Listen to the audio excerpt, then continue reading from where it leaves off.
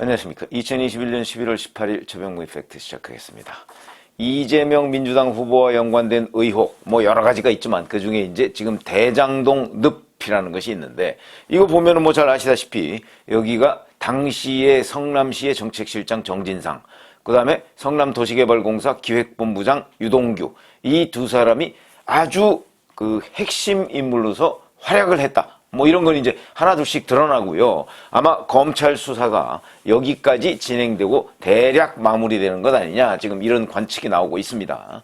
자, 그런데 이거와 더불어서 어찌 보면 이거보다 더 심각한 특혜 의혹을 받고 있다는 것이 바로 백현동 부지 특혜인데, 여기에 또 다른 측근이 등장했습니다. 무슨 얘기냐면 잘 아시지만 백현동 한국식품연구원 부지, 이게 이제 이재명 성남시장 당시에 4단계 용도 상향이 됐죠.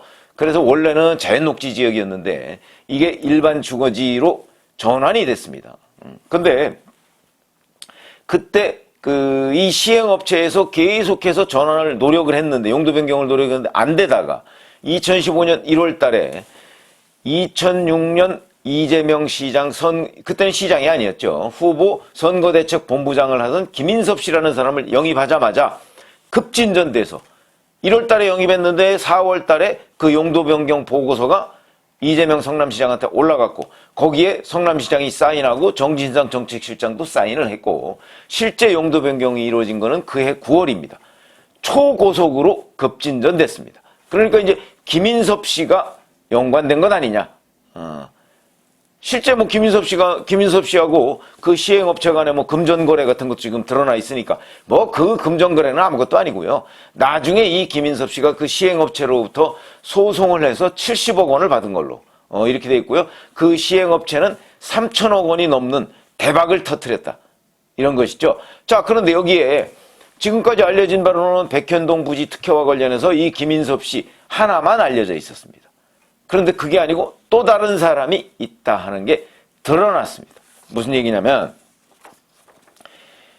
한국경제신문이 권영세 국민의힘 의원이 입수한 그 자료를 토대로, 이 입수한 자료가 뭐냐면 식품연구원이 지구단위 계획결정 전략환경영향평가 용역보고서라는 걸 만들었는데, 이게 뭐냐면 환경영향평가죠, 흔히 얘기하면. 거기다가 아파트를 지으려고 하는데 이게 환경영향이 어떻겠느냐 하는 걸 평가하는 겁니다. 여기서 만약에 부적절 이런 게 나오면 안 될 가능성이 매우 높습니다. 그런데 이걸 어디한테 맡겼느냐? 성남 지역에 있는 시민단체인데 성남의 제21이라는 데다가 맡겨가지고요. 시점은 2016년 6월입니다. 그러니까 2015년 1월 달에 김인섭 씨가 영입이 되고 4월 달에 용도 변경 보고서를 이재명 시장이 사인하고 9월 달에 용도 변경을 해줬는데, 그 용도 변경의 조건은 임대주택 100%입니다. 임대주택을 지어라, 이거죠. 그런데 그게 2015년 9월입니다. 근데 2016년 6월에 성남시가 이 성남의 이제 21이라는 이 시민단체에다가 환경영향평가를 맡깁니다. 그래서 이 시민단체가 환경영향평가를 해서 성남시에다가 제출을 했는데, 물론 시민단체의 환경영향평가라는 것이 잘 아시다시피 절대적인 건 아닙니다. 그러나 그걸 핑계대고 시청 공무원들이 뭘 이렇게 해줄 수 있는 근거는 되는 거죠. 근데 그 공문에 대한 답을 성남의 제21이라는 데서 했는데, 그 밑에 보니까 사무국장 김현지 이렇게 돼 있습니다. 자, 그러면 김현지라는 사람이 과연 누구냐? 이재명 경기도지사 시절에 비서실에 5급 비서관으로 있던 사람이고요. 이재명 후보가 과거 성남시 때 집행위원장으로 있던 성남참여자치시민연대에서 사무국장을 지내기도 했습니다. 굉장한 측근으로 성남시에서, 경기도에서 알려져 있는 사람입니다. 여성입니다. 그렇게 알려져 있는 사람인데, 자, 물론 환경영향평가를 김현지 씨가 한 건 아닙니다. 환경영향평가를 한 사람은 따로 있죠. 김인호 신구대 교수. 이 사람은 성남의 이제 20일 정책위원장으로 있었는데, 이 사람이 영향평가를 했지만, 이 사람은 이런 걸 비롯해서 그 성남시에서 가끔 시민단체 이런 거 자문 요청을 하기도 한다. 그 자문 요청에 그냥 응답했을 뿐이다. 이렇게 얘기를 하지만 그거보다 더 중요한 인물은 김현지라는 사람이다. 그러니까 이 성남이제 20일 사무국장을 지냈던 김현지라는 사람입니다. 이렇게 볼 수가 있고요. 근데 이 환경영향평가도 정말 형식적이다 하는 걸 느낄 수가 있습니다. 그 자료에 따르면 이렇게 되어 있습니다. 주변 녹지 훼손 최소화, 관계자 환경보호 교육 방안, 뭐 이런 걸 주문했습니다. 이거 뭐 있으나 마나한 얘기죠. 거기다가 근데 환경영향평가의 가장 중요한 요소는 아니 이런 식으로 개발하는 것이 과연 주변 환경에 어떤 영향을 줄 것인가. 그래서 이게 개발을 하는 것이 좋은가 나쁜가.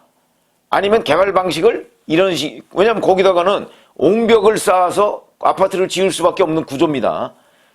그거 옹벽 지금 50m쯤 쌓았다는 거 아닙니까? 거의 기괴한 스타일의 아파트를 지은 건데 이런 식은 곤란하다.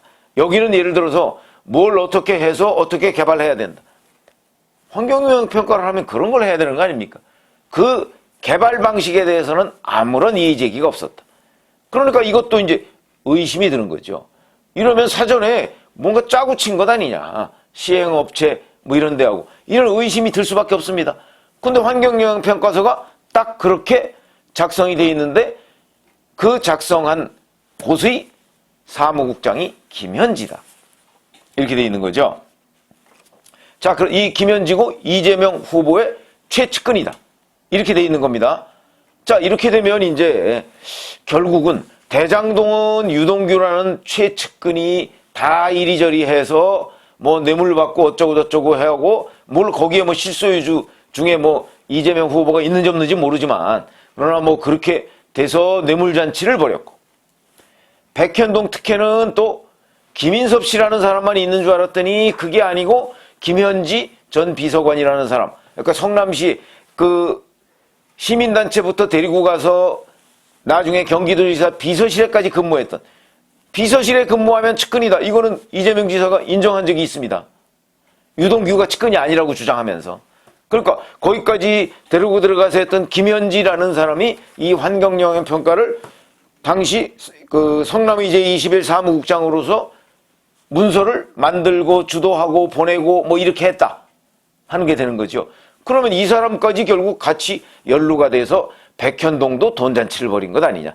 결국 이재명 당시 성남시장의 측근들이 대장동, 우일에, 백현동 모든 개발 사업에서 다 돈잔치를 벌인 것 아니냐. 그러면 이재명 후보는 당시 이재명 성남시장은 이 부분에 대해서 전혀 모르고 있었느냐. 몰랐다면 무능이고 알고 있었는데 눈 감아줬다고 그러면 공범이죠. 이 점을 설명해야 된다. 그러니까 이게 뭐 단군일의 최대 환수 사업이고 무슨 개발 사업이고 이건 다 어찌 보면 화려한 수사학적인 표현에 불과하고 실질적으로는 이재명이라는 그 당시 시장의 측근들이 모든 개발 사업에 연루돼서 돈잔치를 벌였다는 사실, 이 부분에 대해서 당시 이재명 성남시장이 알았느냐 몰랐느냐 연루됐느냐 이거를 규명해야 되는데 지금 검찰은 뭐 제대로 규명할 의지가 없어 보입니다. 자, 그런데 이렇게 김현지 씨가 등장을 했는데 사실은 뭐 아마 받아보신 분들도 있을 겁니다.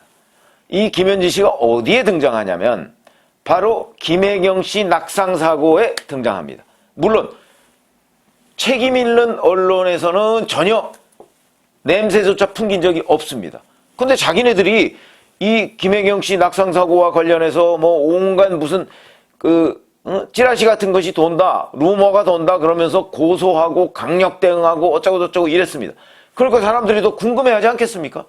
아니 그냥 뭐 낙상사고로 해서 뭐 이 눈썹 위에가 좀 찢어졌다고 하는데 그거 뭐 꿰맸다고 하는 거 가지고서 그렇게 오바해서 무슨 하루 종일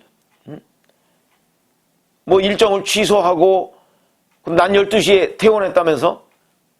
아니 눈썹 위에 좀 찢어진 거 가지고서 찢어졌으면 뭐 꿰매고 좀 이렇게 간호하고 그러면 되는 거지. 그걸 가지고 하루 일정을 다 취소하고 전화를 걸어서 뭐 현관에서 뭐 뽀뽀를 하느니 뭐 어쩌고 저쩌고 거기에다가 저 울산 무슨 시장에 가서 뭐 와이프 준다고 뭘 사고 뭐 이런 호들갑을 떠는 것 보고 많은 국민들이 이상하다. 무슨 심판이야 지금. 아마 그런 의문을 가졌을 것이고요. 그러다 보니까 이제 야 진짜 이거 뭐 있는 것 아니야? 그러면서 확 뭐 카카오톡이나 이런 SNS를 통해서 돌았던 그 중심 인물 중에 한 명이 바로 김현지 전 비서관이다. 제가 말씀드렸죠. 책임 있는 언론, 매체 이런 데선 전혀 냄새조차 풍기지 않았습니다. 자기네들이 지금 예민하게 반응하고 과민 반응을 했던 이유입니다. 이게 바로. 근데 그 김현지 전 비서관이 이번에는 또 네티즌을 고소했습니다. 바로 그 제가 말씀드렸던 제가 하는 유튜브에서도 김현지 전 비서관의 존재를 전혀 얘기한 적이 없습니다. 그런데 무슨 이유에서인지 김현지 전 비서관이 분당경찰서에다가 네티즌 40여 명을 허위사실 유포 혐의로 고소를 했습니다.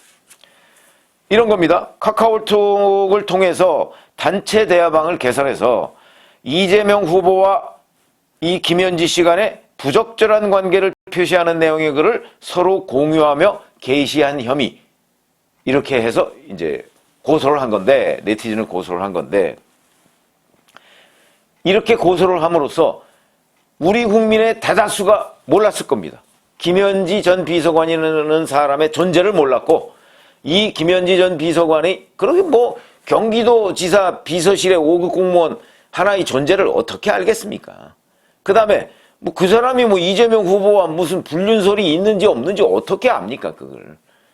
그런데 자기가 네티즌 40여 명을 고소하면서 자기를 딱 드러내니까 이제 많은 사람들이 알게 된다. 이거는 누구 탓할 수도 없습니다. 자기가 고소를 함으로써 지금 드러나게 된 거 아니겠습니까? 그러면 저희 같은 기자 생활을 한 사람들 입장에서 봐서는 이건 홍보를 하려고 하는 거야? 아니면 정말 억울해서, 자기 한을 풀려고 하는 거야? 저희가 보기에는 마치 무슨 노이즈 마케팅처럼 보입니다. 이 사고방식 구조를 이해할 수가 없는 거죠. 저 같으면 오히려 이런 어차피 찌라시는 돌게 돼 있습니다. 예를 들어서 이런 거 보시죠. 1968년인가 9년인가 왜 인류가 달 착륙했지 않습니까? 루이 암스트롱. 달 착륙했죠. 지금도 미국에서 인류가 달 착륙을 했다는 저 뉴스는 가짜다. 그러면서 그거 바로잡기 운동하는 사람이 있습니다. 아무리 설명을 아무리 과학적으로 해도 믿지 않는 사람. 그건 거의 신념의 문제입니다. 지금도 4.15 부정선거 재작년에 그거 부정선거라고 지금 주장하고 열심히 피켓 들고 운동하는 사람이 있습니다. 저한테도 왜 부정선거 문제를 안 다루느냐 이렇게 지적하는 사람이 있습니다. 저는 확실하게 제가 그런 분들한테 답변을 하죠. 부정선거를 다룰 만한 적어도 기자 경험을 봤을 때 부정선거다. 지난 총선이 부정선거다 하고 다룰 만한 근거가 없다. 그렇기 때문에 근거 없는 주장을 할 수는 없는 것 아니냐. 저는 그렇게 얘기를 하는데 자 그것처럼 어떤 일이 있어도 어떤 과학적인 근거를 들이대도 결국 그런 신념과 같은 이런 그 루머를 믿는 사람은 있게 마련이다. 그러나 그런 사람이 많으냐 적으냐는 건 분명히 차이가 있습니다. 그런 관점에서 본다면 자, 그 비서실에 여성 비서관이 있다. 그러면 뭐 그 말 만들어내기 좋아하는 사람들도 이런저런 말 만들어내기도 하고 더군다나 박원순 전 서울시장은 바로 그 비서실에 있는 여성 비서관을 추행한 문제로 인해서 뭐 연관돼서 뭐 직접 그것 때문인지는 뭐 아무도 수사를 안 했으니까 모르지만 연관돼서 극단적 선택을 하지 않았습니까? 그런 일이 있고 나니까 당연히 많은 사람들이 눈총을 가지고 봤을 가능성은 있죠. 더군다나 김혜경 씨가 낙상사고를 그것도 새벽 1시 반에 당했다고 하니까 1시쯤에 당했다고 하니까 그때는 이재명 후보가 집에 있을 때 아니겠습니까? 그러니까 뭐 이런저런 이제 상상을 해볼 수도 있고 뭐 사실일 수도 있고 뭐 이런저런 이제 억측이 나도는 건데 그걸 막겠다고 강경대응이라는 건 제가 말씀드리는 거는 일반적인 국민의 눈높이가 있습니다. 아, 이 정도는 대응할 수 있지 라고 하는 거. 근데 그걸 훨씬 뛰어넘어서 대응하면 아, 왜 이렇게 과민 반응을 보이지? 내지는 이렇게 그러니까 일반 그 책임 있는 언론 매체에서 전혀 다루지 않는 걸 가지고 막 네티즌을 고소하고 뭐 이 난리를 피우는 것을 보면 과민 반응인데 이런 생각을 하게 되고 결국은 김현지라는 사람이 세상 밖으로 나오는 결과를 초래했다. 잘 이해가 안 되죠. 저도 이해가 안 됩니다. 왜 이런 일이 벌어지는지. 근데 어찌됐든 간에 제가 오늘 말씀드리려고 하는 내용은 바로 김현지라는 사람 스스로 자기 이름을 드러내고 이렇게 수면 위로 나타났고, 근데 그 사람이 연루된 또 하나의 백현동 부지 특혜 의혹, 이것이 또 하나 생겼다. 이러면서 이제는 자, 성남시의 이재명 시장을 둘러싸고 많은 측근들이 결국 돈잔치를 벌이는 거 아니냐, 벌였던 것 아니냐. 그런데 검찰 수사는 다 지지부진하다. 이런 말씀을 드리면서 자, 이게 앞으로 어떻게 결론이 날까요? 검찰 수사는 이재명 후보 그 바로 아래에서 꼬리 자르기를 할 것이고, 백현동 부지 마찬가지죠. 아마 기껏해야 뭐 김인섭 씨 정도 사법 처리를 하지 않을까 싶은데, 그러니까 전부 이재명 후보 앞에서 멈추는 겁니다. 자, 그런데 과연 김현지 씨는 이 환경영향평가, 당시 성남의 제21 사무국장으로서 여기에 어떤 영향을 미쳤는지, 그 다음에 관련해서 백현동 부지 특혜에 직접적으로 연관은 없는 것인지, 환경영향평가 외에 뭐 이런 부분도 이제 검찰이 들여다봐야 할 그런 순간에 왔는데 과연 들여다볼 수 있을까? 이 부분도 또 하나의 주목거리가 된다. 그리고 큰 그림으로 보면 이재명 당시 성남시장이 주변에서 위례, 대장동, 백현동 둘러싸고 어마어마한 돈잔치를 벌였는데 여기에 이재명 당시 성남시장은 아무런 관련이 없을까 하는 것은 앞으로 대선 후보 본선은 이제 윤석열 후보와 뭐 TV 토론이나 뭐 여러 가지 공방을 벌이게 되겠죠. 이 공방에서도 이재명 후보가 버틸 수 있을까? 그 점에 대해서 제가 의문을 제기하는 바입니다. 감사합니다.